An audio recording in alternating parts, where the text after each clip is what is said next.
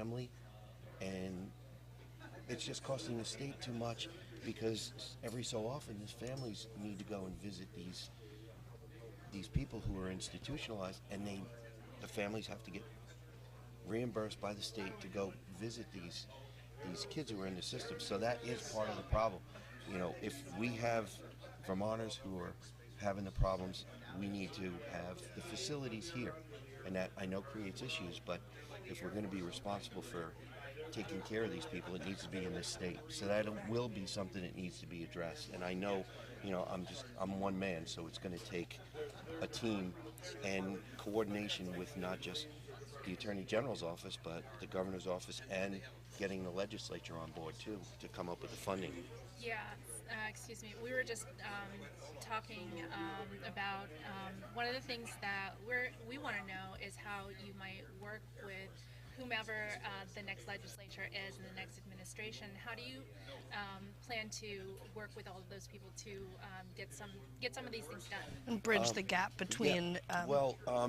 It's interesting you said it because a gentleman who I met, this was months ago, who's since deceased, talked about doing just that, going and testifying and going to committees and talking to the legislators about the particular expertise he had to explain, you know, some of the verbiage in the bills and tell them why some things should be changed to make them more effective, or some of the legislators knew nothing about the subjects they were talking about. So he wasn't talking down to them, just explaining to them so they could better understand how it was going to affect the people once these bills, you know, if they did get enacted into law. So that's one of the things, and you know, take law enforcement or counselors or, you know, even risk management people. I talked to a woman, a risk management professional, and she was a wealth of knowledge. So there are a lot of people to try to bring in. I attended a Restoring Our Faith conference up in Burlington a couple of weeks ago, and there was a wealth of knowledge of professionals who attended there. So there are a lot of people from all over the country that can be consulted to help deal with this. Yeah, I have to salute all Yes. the folks that work within our justice and social services because they work really hard and they are definitely true professionals. I'm wondering if you are following any bills right now that you might be able to affect while you're Attorney General, if that is the case. I'm not just yet. Okay. If I get elected tonight, I will have a couple of months prior to January when I would be sworn in. So that would be the time when I would try to get up to speed on a lot of things, make a lot of phone calls, try to have a lot of meetings so I can try to hit the ground running. I know this is going to be a big undertaking, but I've already made some inroads with some professionals who are ready, willing, and able to help. I just have to, you know, if the voters say go, then I'm ready to go. Wonderful. No, good luck tonight, and thanks Thank for you. speaking with us. No problem. Thank you Thanks very for much. having It was me. nice to Have a nice Thank night. You want to flag anyone else? Kat? Yeah, where should I? Who should we flag down next? Well, let's talk about what we just heard. Okay. Yeah, What did you take away? I think he has a passion for the opiate crisis that is facing our state, and I applaud anyone who's willing to look at and try to find solutions to this problem that is so hitting our constituency here so hard. Yeah. Yeah. There's a lot you could do as Attorney General. In general, it seems like, and he had a lot of different things that were top issues for him. So Yeah, and I just hope that and I think we have been seeing over the past several years in our legislature that everyone is really working, trying to get a handle on this problem, and we just want to lead with compassion and doing everything we can for treatment. And yeah, yeah, treatment's a big deal. treatment Okay. is great. Should we look for? I'm sorry, I'm forgetting his name. Paul. Dame. Dame. Paul Dame. Let me go see if I can round him up. Yeah. All right.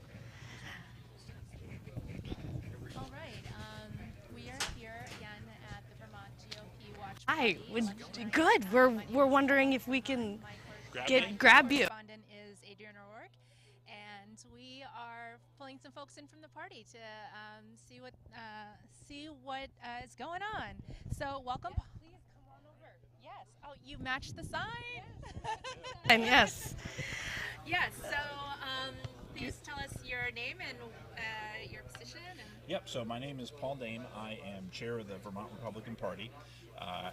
So thank you guys for joining us here tonight in Berry City, where we're hoping to pick up a seat right here in this district.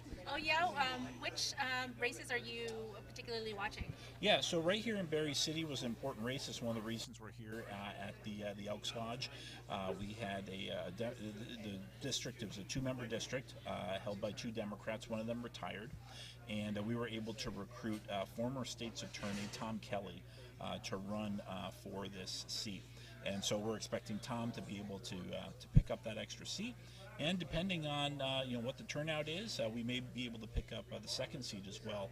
Peter Anthony is the other incumbent who's running, and there was an issue there where the people in Berry City had put forward an ordinance about flags that were being to be on public property. And unfortunately, Peter Anthony had voted against moving that provision forward. So we think that's a liability because the people in Berry had voted for that, wanted that, and their representative didn't represent them in that way. So we think there's an opportunity to pick up that second seat here as well tonight. And how have you felt this election cycle has gone? Are you hopeful statewide, or is there any races in particular that you're watching and hoping that are going to be close? Yeah, I think certainly statewide, the race that we are looking at most closely is going to be the lieutenant governor's race. We have Senator Joe Benning, who served in the Vermont Senate for 12 years, would be a great fit for that office. He knows the players very well. He's served with distinction in the Senate, and that's one of the jobs of the lieutenant governor is to preside over the Senate. Also, his opponent, David Zuckerman, ran against Governor Scott 2 years ago, and got less votes than Donald Trump did in Vermont.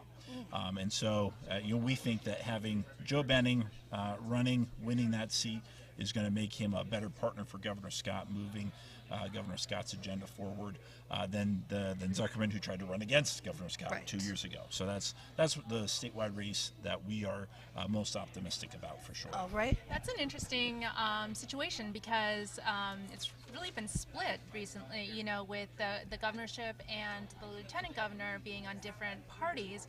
How is it going to, just thinking ahead, if Joe does get this, Senator Benning gets this win, the Republican, how different is that going to be, and what do you anticipate out of that kind of administration? Well, I think it's just going to give Governor Scott greater ability to get things done. He's going to have somebody who wants to work with him in his cabinet rather than working against him. The last time we had a governor and lieutenant governor from the same party, they were both Republicans under Governor Douglas and Lieutenant Governor Brian Doobie. So we're hoping to repeat history here tonight, getting Joe Benning elected as lieutenant governor. Speaking of the climate of not only Vermont but the country being so divided, we have a large majority of Democrats in the Senate, in our legislature. How do you think our candidates here at the GOP, are going to be able to bridge that gap, go across the aisle, and get some actual things accomplished this session? Yeah. Well, I think we've got to focus on the areas that we agree on, and most of what I think the purpose that the Republican Party is going to be able to serve, either in the House or the Senate, is to try to give Governor Scott the leverage he needs to make sure that the Democrats are including a different perspective. I think that's one of the downsides that we've had of single-party rule, is when you've got a Democratic supermajority, they don't really have to listen to anybody else. They can just kind of move forward with their own agenda. And sometimes that means that certain policies don't get a careful review. And so if we can just change that balance a little bit, get a little bit more Republican representation, certainly our goal tonight is to get to 51 House reps. And if we're able to do that, that means the governor is going to be able to veto legislation and know that he's got Republicans. That Republicans will have his back, and I think that means that we're going to get better quality policies out of the legislature this year, because it's going to force both sides to come together and listen to each other. Right, the Democrats, assuming they get the majority, are going to be in control, but they're going to have to take a little more input from Republicans this time around if we can build on the numbers we've had from before. So I heard you talk about recruiting some candidates. Can you tell me kind of what the strategy is to develop the GOP party here in Vermont? Yeah. I mean, as soon as we get done with the election, my job as state party chair is going to begin recruiting for the 2024 How does election. that happen? Yeah, I think part of it is we work systematically. We have a state, a county, and a town level of the party. And so going back to those individual town committees, trying to identify people in the community, maybe business owners, maybe other kinds of community leaders who are supportive of the basic tenets of the Republican Party, and looking which this year especially has been affordability and public safety. Those have been the two issues a lot of our candidates have been focused on this year. And so starting working, identifying those community leaders in those areas, and helping to train them and prepare them for running in 2024. Great. Well, thank you so much for taking the time to talk to me. Did you have any other questions? That you I always have a Oh, load yes, of questions. okay, But yeah, yes, I no. know you've got things to do, so Yeah. thank you so much. Well, my pleasure. Thank you both Yes. for being here, and hopefully we'll have an exciting night here. Yeah. Yeah, All great. right. Thank Well, you. good Thank you luck. very much. So we were just talking with Paul Dame. He's the chair of the Vermont GOP. Yeah, I mean, I really liked listening to his perspective on how having a more diverse legislature will actually help to get things done. I think the it's idea, yeah, I think. yeah. So we can all listen to each other and get new ideas and how to make Vermont a better Yeah. place. And like we love Vermont, and we want to keep it the way. And also get it better. Yes, Yeah. get it better. Always get it better. Yeah, that's what I Well, meant. okay, so he said that they're watching the lieutenant governor race with Joe Benning as the GOP candidate, and if Phil Scott does renew his governorship, then it'll be a one-party administration at that point. Which we haven't had for several years. Yeah. So it'll be interesting to see. We should be getting results coming in any minute now. The polls close at 7. Yeah, it is 10 of 7, so we'll check in on that, and we have some more people coming in, so we'll see if we can find at least one other person to talk to us. Yes. All right. Great. Yes. Yay.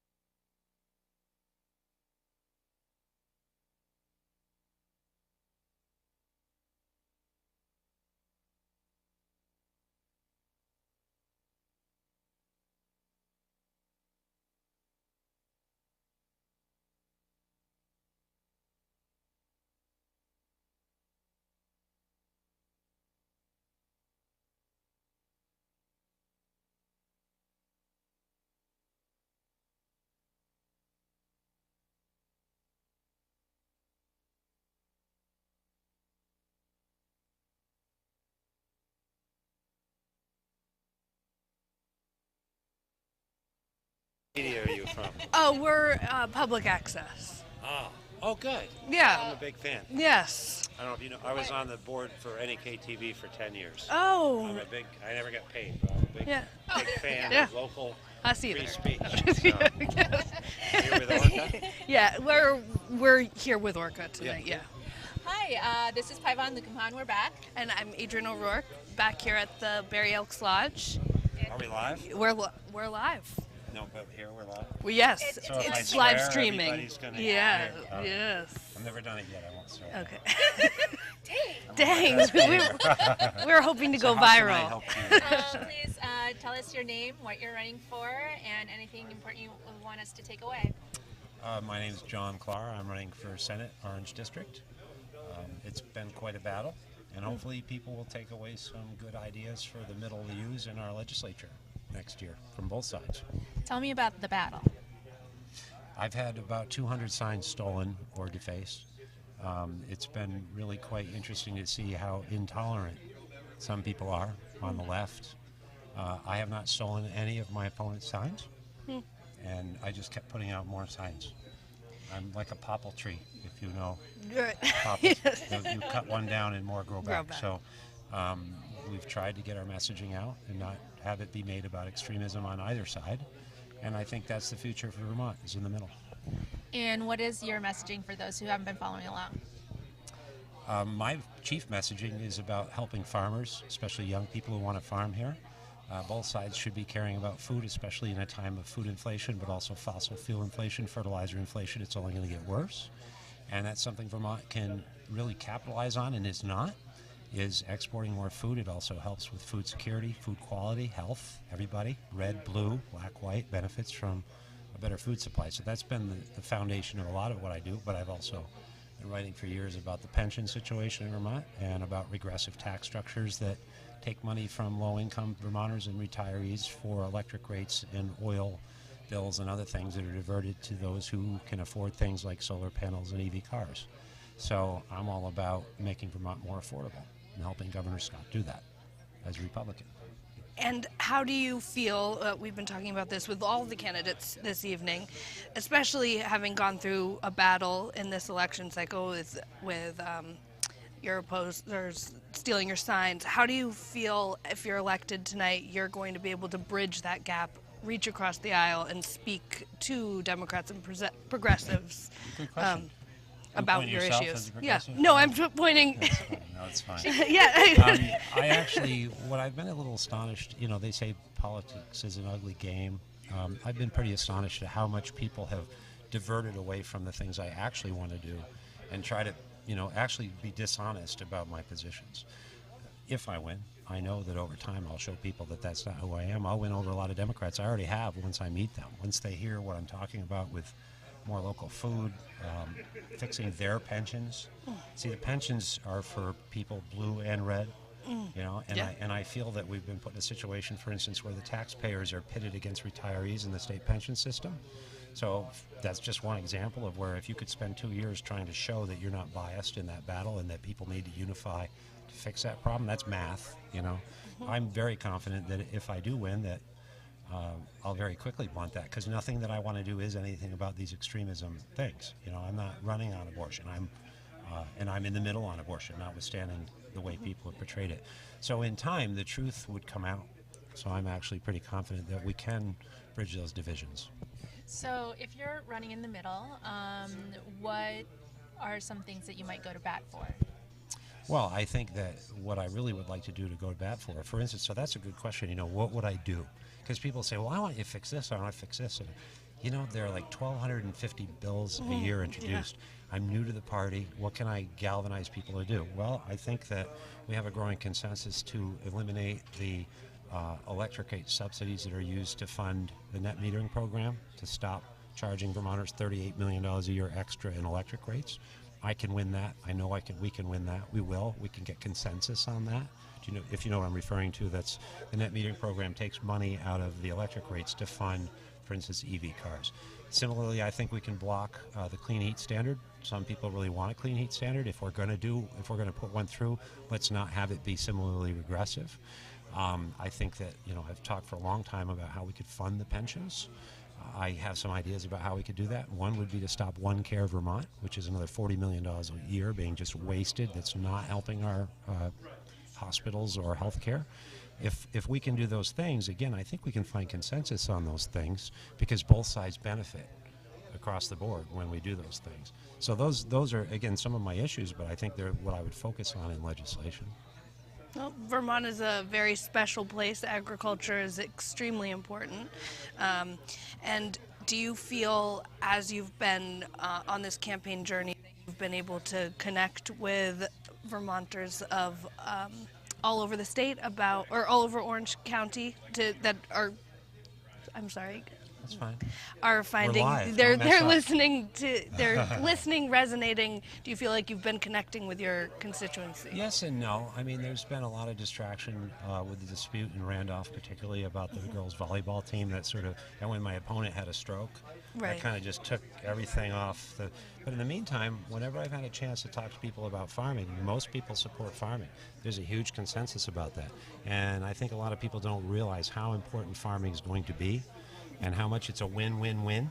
Because it helps the economy, it helps foods. I mean, we should be supplying our hospitals and our schools and our prisons and everywhere we can, and our state house with locally grown food wherever we can.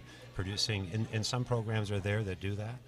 We should really be expanding on-farm slaughter rules, not restricting them. We should be expanding our processing facilities so we can meet the out-of-state demand for Vermont-grown, grass-fed meats that are also less destructive of the environment. They're not dependent on grain and other fossil fuels. Gosh, you'd find really quickly that a lot of people on both sides of the aisle agree with those ideas. So when I've been able to focus on those issues, because that's sometimes the challenge, is to focus on the things you really want to do rather than the least common denominator of something that has nothing to do. I mean, I'm not running on the abortion issue. People can vote on Proposal 5 and still vote for people that can do math fiscally. I don't see in Vermont that that's going to be a big issue. Despite Roe versus Wade nationally, Vermonters' rights to abortion are not under threat in any way. And if I even wanted to do anything about that, I can't. So, I think that there's been a lot of effort to frame this election around certain issues that are not really the ones that we're going to be addressing when we get in there, if we get in there. And actually, neither side's going to address us. They're not going to do anything about changing abortion laws in Vermont. Neither side's going to do that. Right. But, anyway. Trick question. Well, this is a question I've asked somebody else before. So you were mentioning about how many bills go through a biennium and how many you have to sort through. Are there any ones in particular that you've been following that you would like to take action on or see? To repeal or to pass? Whatever. So what are you looking at? Well, as an attorney, I've seen some of the laws that have come through our legislature that have just astonished me in how either unconstitutional or ineffective they are. Well, I could give you a list. It's Pick one. so the idling law. You can't let your car run for more than 10 minutes, or they'll give you a ticket for $10. Doesn't seem to be enforced against out-of-staters. Doesn't seem to be enforced against anybody. When you start passing laws that you have no enforcement capacity for, you lose credibility for the rule of law. You clutter your books up with laws that have no impact. It's a law now in Vermont that you have to compost. I compost. The government's not going to come out and make me compost. And when you start doing that kind of thing, then it undermines respect for the laws that you can enforce. You should always stay within the limits of what is achievable in application. So those are some examples. Some of the other laws, I just think that the net metering law, for instance, from its inception, its language said that as little as practicable, it would impose fees on Vermonters for their rates. But in fact, it's put a huge burden on those Vermonters. The DPUC and a number like Washington Electric Cooperative, their entire board, has now come out and said that it's highly inequitable. It shouldn't be done. Well, let's change the law, because that's not going to be done apparently at the DPUC. That's going to be done in the legislature. So all that would take is a small tweak of the language. I mean, there are a lot of things that we could do. Okay, so we're talking about existing laws now, or you just brought up some. Are there any that are kind of moving forward that you'd like to push past the finish line? My motto within my team is that I'm John Clark and I'm going to repeal stuff. I didn't know that was your tagline. We just have so much clutter out of 1,200. We have have to choose our priorities. I would like to pass a law that created a commission that could root out fraud in the state of Vermont, fraud or waste. Isn't that what the auditor's office for? Well, we could set up how much money was spent last year on the committee, the task force to evaluate putting a sales tax on groceries? How much money was spent on the committee? You tell us. I don't know. Okay. But why are we spending money on a committee to investigate whether we should put a tax on groceries when that's so grotesquely regressive and just another opportunity to grab money? But yeah, the auditor should be doing that, but the auditor alone can't do that. I hear a lot from people, for instance, in the Department of Transportation. I hear a lot of waste. I would really like, so you've asked what I'd like to push forward. I would really like to push a bill through that I've been working on for years to fund an ag recovery program.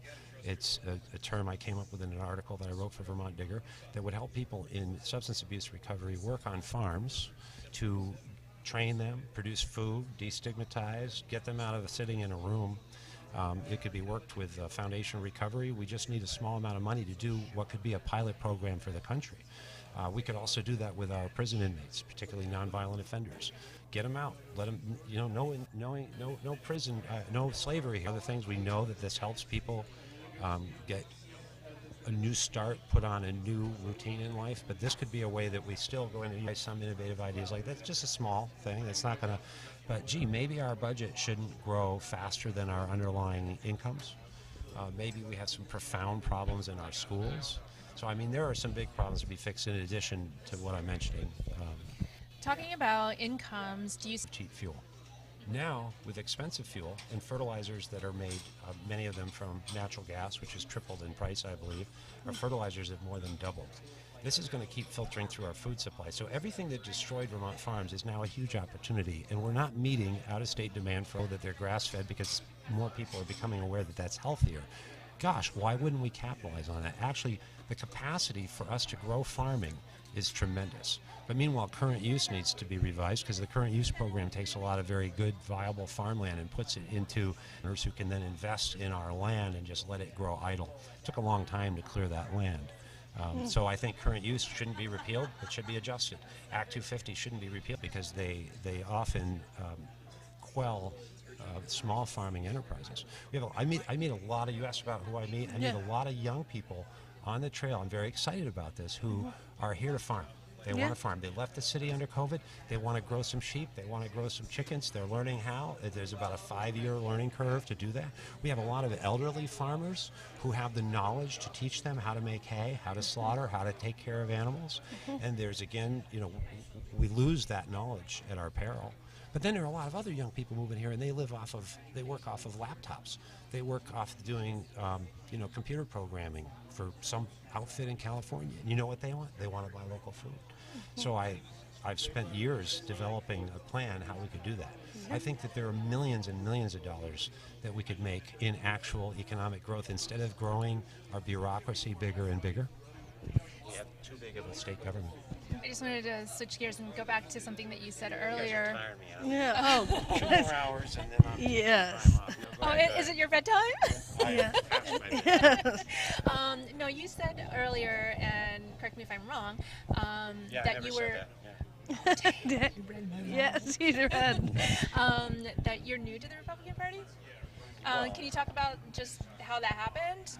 So I was always a Democrat.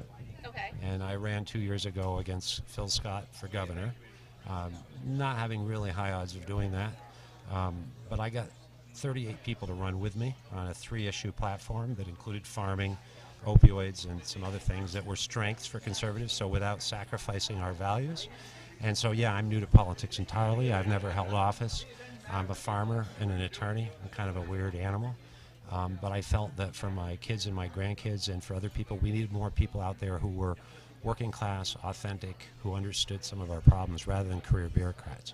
And I think we'll see what happens tonight, but I think a lot of people are looking for that. People who will tell the truth even though we have blemishes and make mistakes, but are there for Vermonters instead of for ourselves and to put a plaque on our wall. If that makes sense. Fantastic. It's been really great Talking. Me. All right, Yes, thank we're you. releasing you now. Good luck tonight. Thank you. Yeah, whatever Yeah. the outcome, I'm still going to work on the same issue. Yes. So, Well, Great. that's what we need. People well, pledging thank you to guys. As I make say, change. I'm a big fan of public access. Yes. Great. And I hope that you get more than 12 viewers. Okay. Yeah. But do you? No, I Yes. think it's. Yeah, We'll that's say a fun few story. profanities, No, and it's then we'll definitely get a few more. Then we both Yes. lose. Yes.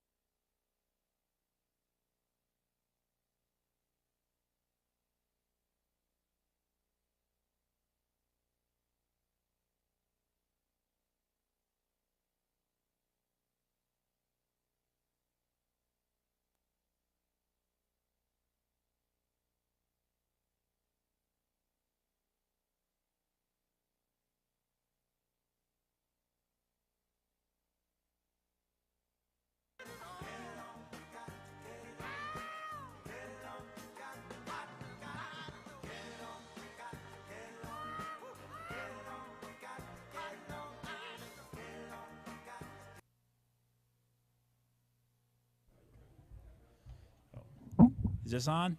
All right. Hey, everybody. Thanks for coming out tonight. Obviously, it's been a little over half an hour since the polls have closed. So I just want to thank you all. I know so many of you.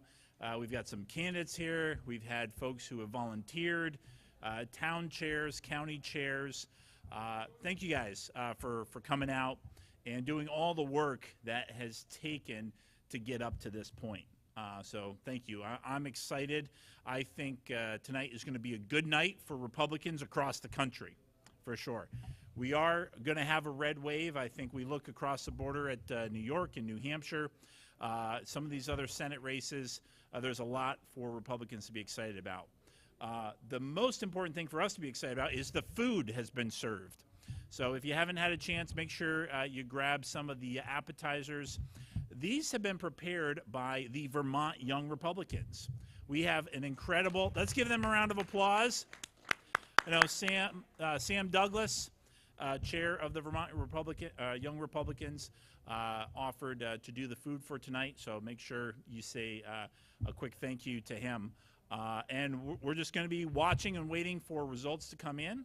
But also, we've got our longtime Republican, former state legislator, Tom Koch, wanted to make an announcement. So go ahead, Tom. Well, I have a tradition of reporting the results from Barrytown, which is often one of the first towns to report. And I hope that the returns from across the state are better than they are from Barrytown. I have some bad news to report. The Democrats put forth an Emerge Vermont candidate who had over $10,000 funded, mainly from Burlington. She worked very hard around the town, I have to admit that. And the bad news is that we only beat her by 600 votes. So our new representative, well, the top vote getter was Topper McFawn, and about 100 votes behind him was our new representative, Gina Galfetti, and I know she's going to do a super job. So that's the news from Barrytown. Also, Paul Bean did pretty well. He came in at third, actually, but that's understandable because we have a local candidate from Barrytown who came in first.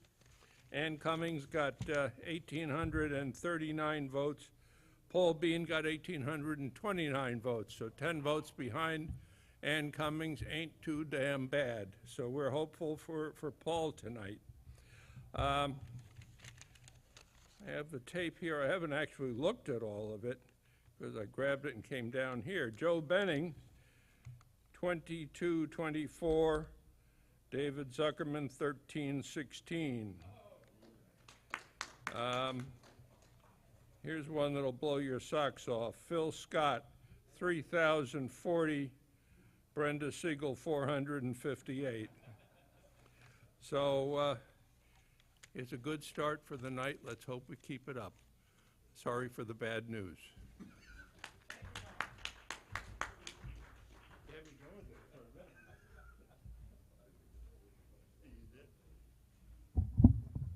All right, so yeah, make sure you grab that is good news to start. I joked with Tom; he really had me going there for a minute. But so those are our first two contested wins that we know about. Republicans keep the 2 seats in Barrytown, re-electing Topper McFawn, and also electing Gina Galfetti to replace Rob LeClaire. So there's our first 2 on the board. Please, we'll have some more music and make sure you get some food. As we get more updates, we'll let you know. Barrytown has picked up and kept 2 seats in the Senate. Vermont House, I'm sorry. That would be Topper McFawn and Gina Galfetti, and Topper is well known in the state legislature. He's definitely served a lot of time there, and I believe that Gina is Galfetti is new. She's a newcomer. Yeah, so it'll be interesting to see what she brings to the table. Yeah. Are you familiar with either of them? I've heard of Topper. Being that I live in Barrytown, he came to my door a lot of times. So, Oh, so he was getting the yes, word out. he was getting the word out. Yeah. I did notice that they had a very large canvassing Oh, team. that obviously out. helps. Yes, Yeah. definitely. Yes, it's something that the Democrats usually have they take more seriously during campaigning as one of their top strategies. This is the first year that I've actually seen a lot of Republican canvassing happening here in Barrytown. Okay, that's an interesting take from a local. I feel like because we've had some Democratic candidates come knock on our door, Yes. but we haven't had any Republicans, and we're in Berry City. But I don't know. Also, if it depends on how you're registered, I have no idea. I don't know. If we did just buy our house, so I don't know if the previous tenants were registered Republicans or not. But yeah, I see you eyeing that buffet. I know. Yeah, it's a great spread. Yeah, so it looks like there's a buffet dinner, and that has been set up by the Vermont Young Republicans. Yes. Yeah, so should we try to find another person? Yeah, you want to go grab someone? See if I can speak to H. Brooks Page. Yeah, yeah, great. So again, we are live election night here at the Vermont GOP watch party in downtown Barrie at the Barrie Elks Lodge, and we're keeping tabs as the election results come in and talking to some folks to get their reactions. So we'll be right back with an interview.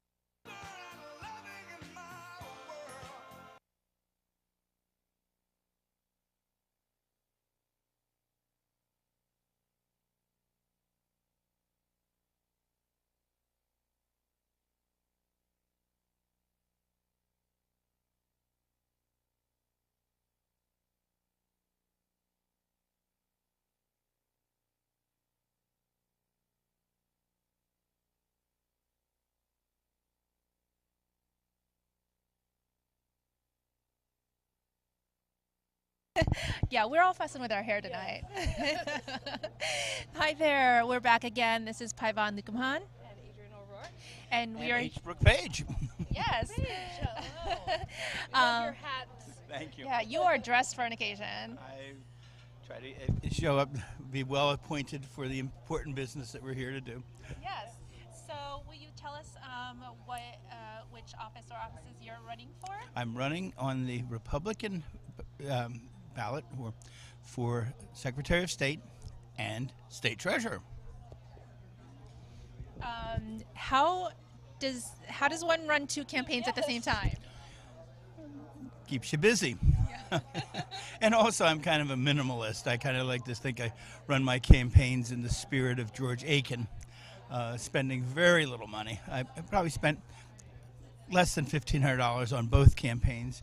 And so if I win tonight, it'll be a little bit of a miracle, since my Secretary of State opponent has spent $90,000, and my opponent for State Treasurer, who didn't even have a primary to spend any money on, Mike Pichek, has spent $150,000 of the $190,000 that he's raised.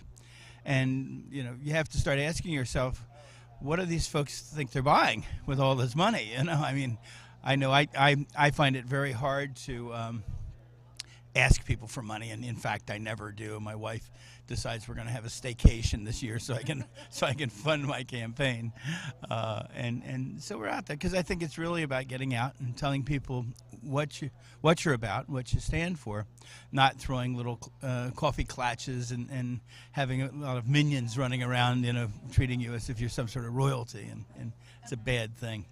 And what is it that you are about? What am I about? Well, as far as State Treasurer, a little bit late for people to be asking. But, yeah, well, it's too late now. But in the Treasurer's office, I think it's important that the Treasurer be a little bit of a contrarian. Right now, Beth Pierce, who's a nice lady, don't get me wrong, is a progressive Democrat.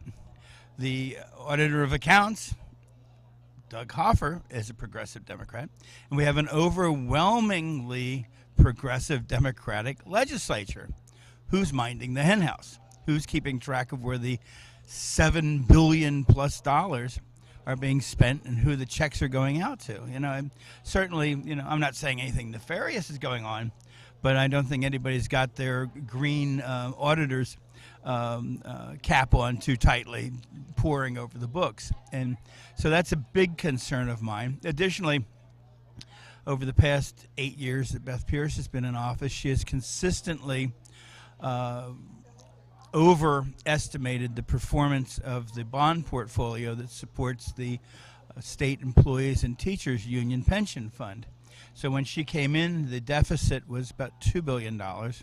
It's now, I hear, $8, maybe $10 billion. Of course, the only little problem with that is the entire value of all the assets in the state of Vermont that the state owns is about $6 billion. If we were a private corporation, we'd be bankrupt, okay? Beyond that, Secretary of State, we have a whole cornucopia of troubles over there.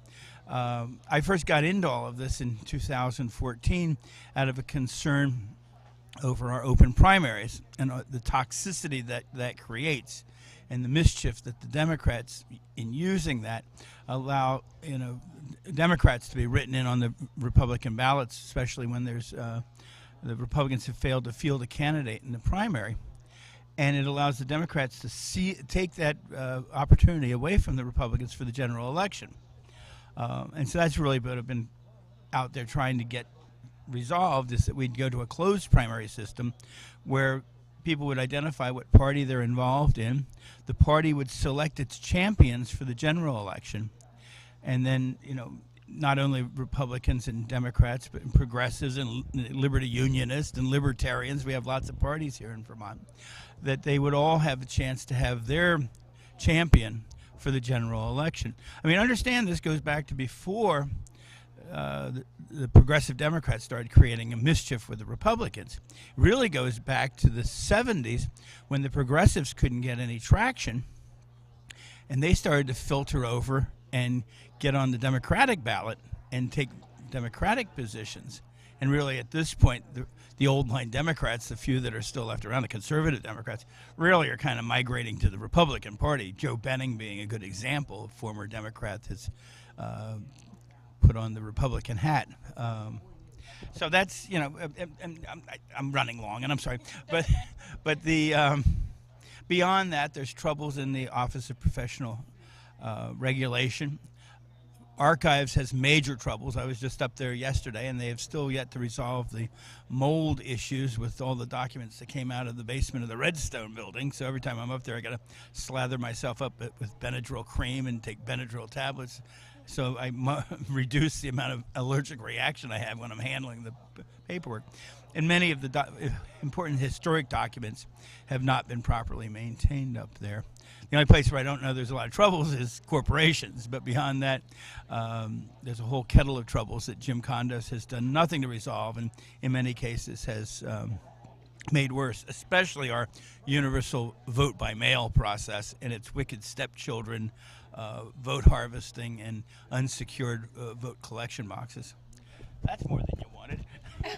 Well, the second part did touch on a question I was going to ask, because you were talking about voting, and I was like, well, what about all the rest of the stuff the Secretary of State's office does? So I think you touched on that. You were talking earlier about, who's keeping tabs on all this money. Yep. And I would imagine that is a role more appropriate for the auditor. Why didn't you run for auditor? How many? What, do you want me to run for everything? I'm just wondering how that fits in with your view of treasurer. I was, as far as auditor of accounts, I was actually promoting a longtime conservative Democrat to replace me. But when the Liam Madden thing came up, all of a sudden the Republicans decided we had to have a little bit of a purity test, that only if you were a real live Republican, and well, it's beyond the election, so I can say this. I was told, by an important person in national Republican politics, said, Brooke, you don't understand. We're not worried about the most qualified person. We're just worried about running loyal Republicans. And I just kind of was taken back by that. I will not tell you who told me that, but, I'm going, because I think it's all about fielding a full slate of highly qualified people to do the job, not whether they have D's and R's and P's after their name. To get back to your question, though, the auditor, Doug Hoffer, does not even have the qualifications for the office that he holds. And you'll see, matter of fact, the OneCare issue that came up, where they went to the state Supreme Court, they ruled that he could not audit OneCare. I think he was looking for payroll information because he fails to have the qualifications to do the job that he's in. It's one thing to get elected. It's another thing to have the qualifications. Just like the auditor doesn't need to be a certified auditor, the Attorney General in Vermont doesn't have to be an attorney, And normally that's not a problem because these jobs are ministerial jobs, just like Secretary of State, just like State Treasurer. You have highly skilled professionals working under you. So the important part of your job, whether it's Secretary of State or Treasurer, the two offices I'm looking to take, it's really about your philosophy of where the offices should be leading the state. So to circle back to your question about, I don't think Beth Pierce is writing herself out 8 checks or anything, nor, they had somebody in there that was writing themselves a few extra paychecks about a year ago, but small amounts compared to the $7 billion budget. But the problem is when it comes to the legislature budgeting, if the treasurer doesn't stand up and say, we don't have the money for this, then we wind up being places that we don't want to be. And it's especially going to be critical this time out because all of the COVID money is evaporating and a lot of programs that were put in place using that money. And those programs are going to have to either be put on the chopping block or scaled back directly because we don't have the money to finance these things on our own. See? And if you had talked to me a month ago, this would have been important for people to hear. They didn't call us a month ago. Okay, so as we understand, the polls have closed. There are some results coming in. Are there any races that you've been watching closely, in particular, aside from yours? Beyond mine, well, I'm concerned about all of the races, to be real honest. I think that it's interesting that Gerald Malloy may have an opportunity to perform well against Peter Welsh. And I think they already called it for Peter. well, they called it 30 minutes after the polls closed when 5% of the election's in. And, I have no idea where those figures came from. And we can keep hope. We can keep a prayer out there. I mean, Gerald Malloy has worked harder than I've seen anybody in Vermont politics work for an office in a very long time. Win, lose, or draw, I was talking with his wife a little earlier, he should take great pride in what he did and getting the conservative message out there. And it wouldn't surprise me if he's not encouraged to run for governor or lieutenant governor in the future. He has a good presentation. He has good, strong conservative values and has the concerns of the state and the nation in his heart, and that's an important thing. Can you tell me what are good, strong conservative values? Strong conservative values. I think that conservatives and constitutionalists really look for a restrained government, small government, expansive personal responsibility and personal rights, and regulations that only lightly touch upon the citizenry. George Washington, I think, I'm quoting Washington here for heaven's sake, used to say that, the government's that's best that touches the citizens the least, I think he also at one point said that we want to give you a government so restrained that it's all but invisible. And we certainly do not have that today. Well, thank you so much. Good luck. We know the results aren't in. I need divine intervention. Okay. Well, may divine intervene. I don't know about that and how that works in the voting offices. But thank you. It's good to see you. I'll see you on Facebook. Okay. God bless. We've been talking with H. Brooke Page, who has his hat in the ring for two different statewide seats for the Secretary of State, which was formerly Jim Condos' role, and for State Treasurer, which was formerly Beth Pierce's role. Both are open at large, and it's an open playing field. So we'll see. Any thoughts, Adrian? I've been enjoying all of the interviews tonight. You're asking some really great questions, and we are really getting to know the candidates and what they're standing for.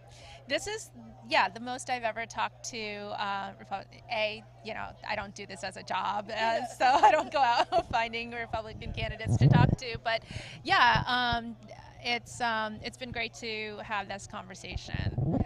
Yeah, I might go take a sneak at that buffet. Oh, yeah?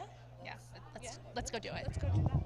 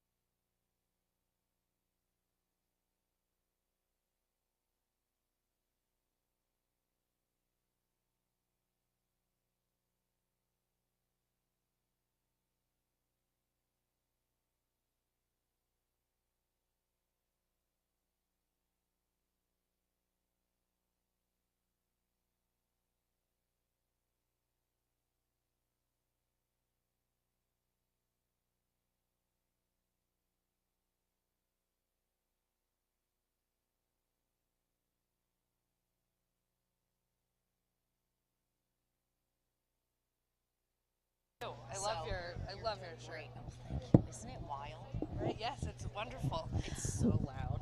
Yes. I was like, I don't normally wear super loud stuff, but I It's needed the it. night. I was It's like, the I night need to wear something loud. loud. Yes.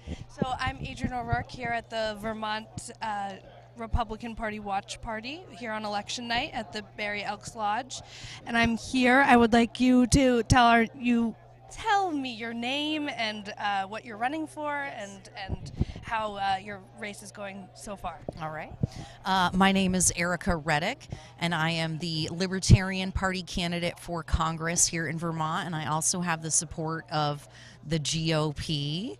As some folks may or may not know, a person who is not a Republican managed to win our primary, and so the R on the ballot is not really an R. So we're feeling very good about the campaign. We're really excited to have a really wide range of support, all the way from Republicans and Libertarians to even progressives and Democrats. People are just really fed up with the leadership and seeing that problems are just getting worse and worse, and so they're looking for something different, and we gave them an option this year. So How do you feel like your campaign has gone throughout this election cycle? Have you been connecting with Vermonters? Are they listening to your message? And do you think you're able to get it across? Yeah, great question. I do think that we have been able to get our message across. My main focus, my main platform, if you go to my website, ericareddick.com or reddickforcongress.com, REDIC for Congress.com, the main page I talk about my goal of restoring accountability, transparency, and integrity to Washington. People, like I said, are just really sick and tired of the status quo, and they want something different. They want people who can do math, who can understand the consequences of the actions that they're taking, and so that's what we're offering for Vermonters, and that's what it is. It is really resonating across parties. That message is resonating across party lines. Something that we've been discussing with lots of candidates today is the climate, not only in Vermont but nationally. Which, if you're elected, you'll be on that main stage. We have such a divisive country right now. Vermont has a very large progressive and Democratic base. Yes. How do you think you're going to be able to bridge that gap and still speak to the needs of all of your constituents, which you do have a lot of very left progressives right here in your state? Yeah, absolutely. Wanting good schools that educate your children well is not a partisan issue. Wanting to address the child care cost and shortage is not a partisan issue, but it is something that has been affected by our legislature. So when I say, again, we do have a large progressive and Democrat base. One thing that they passed in 2019 was a bill that restricted access to child care. It actually made it more expensive and harder to get to. So when we see that the Democrats and progressives have a heart for people, like I have no doubt that our Democrat progressive majority legislature has people's best interests at heart.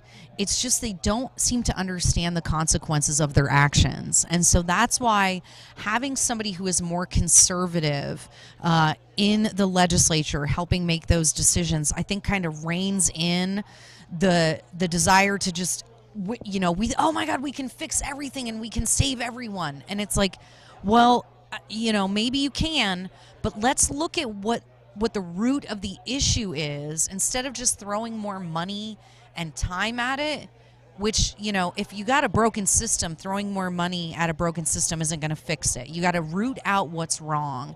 And that's the biggest difference between, I think, Republicans, Libertarians, Democrats, and progressives. They think they can throw more money at the problem and get it fixed. We think that you need to figure out what the problem is before you can fix it. Yes. Is there certain bills that you're keeping your eye on that if you are elected that you're going to want to tackle, to get in, to be passing? Yes. Great question. There is, oh my gosh, what is it called? Now I'm going to forget. There's actually a bill that I'm looking at that is being considered in the federal government right now to address the retail crime issue that we're seeing here in Vermont, and it actually would affect nationally. So in places like San Francisco or New York, where there's rampant retail theft crime, just like there is in Vermont, it's basically saying localities have to enforce their own laws. You can't just let people steal from your businesses, and that's okay.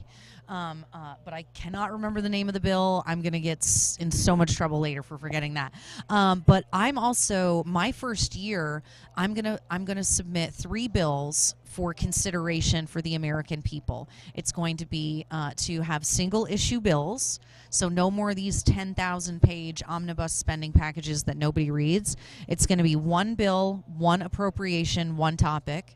A balanced budget, so no more of this, deficit spending. We're gonna just print money and borrow money from countries that hate us. Nope, you got to have a balanced budget. No more spending with the debit card, with the credit card, and then also term limits for federal officials.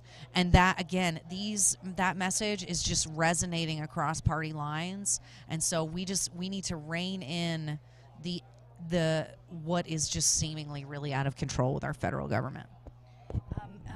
What committees are you hoping to be on? Yes. I love this question. Anything to do with budget and appropriations, I would love to be on the appropriations committee. I would also would consider going for something with the agriculture, given that Vermont has such a high base of agriculture in our economy, so something related to that. I would love to be on the Foreign Relations Board.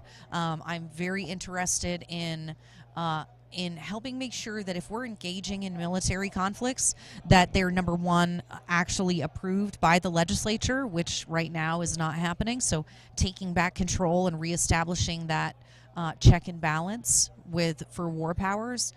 So something like that I think would be really interesting and be very helpful for Vermonters. Wonderful. Well, I really appreciate you taking the time to talk to me. It was great. Yes, thank you. All right. Well, have a wonderful night and good luck. Thank you. Yeah, bye. Thank you. Yes, yeah, thank you so much.